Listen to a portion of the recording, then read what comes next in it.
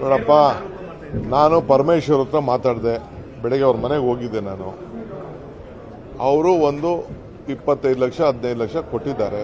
ನಾವೆಲ್ಲ ಸಾರ್ವಜನಿಕ ಜೀವನದಲ್ಲಿ ಇದ್ದೀವಿ. ಬೇಕಾದಷ್ಟು ಜನ ಟ್ರಸ್ಟ್ಗಳು ನಡೆಸ್ತಾರೆ. ಮದುವೆ ಸಮಾರಂಭ ಮತ್ತೊಂದರಲ್ಲಿ ಗಿಫ್ಟ್ಗಳು ಕೊಟ್ಟಿರ್ಬೋದು. ಅವ್ರದ್ದು ಯಾವುದೋ ಒಂದು ಫ್ಯಾಮಿಲಿ ಮದುವೆ ಇತ್ತು, ಗಿಫ್ಟ್ಗಳು ಕೊಟ್ಟಿರ್ಬೋದು.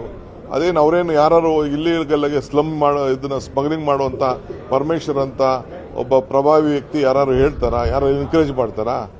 ಆ ಹೆಣ್ಮಗಳು ಯಾರೋ ತಪ್ಪು ಮಾಡಿದ್ರೆ ಕಾನೂನು ಪ್ರಕಾರ ಏನ್ ಬೇಕಾದ್ರೂ ಶಿಕ್ಷೆ ಮಾಡಲಿ, ನಮ್ದೇನು ಅಭ್ಯಂತರ ಇಲ್ಲ.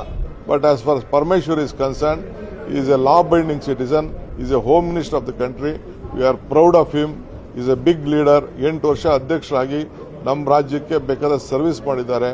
ನನ್ನ ಜೊತೆ 89ರಿಂದ ಮಂತ್ರಿ MLA ಆಗಿದ್ದಾರೆ, ಮಂತ್ರಿ ಆಗಿದ್ದಾರೆ. ನಾನು ನೋಡಿದ್ದೀನಿ. Is a very clean honest man.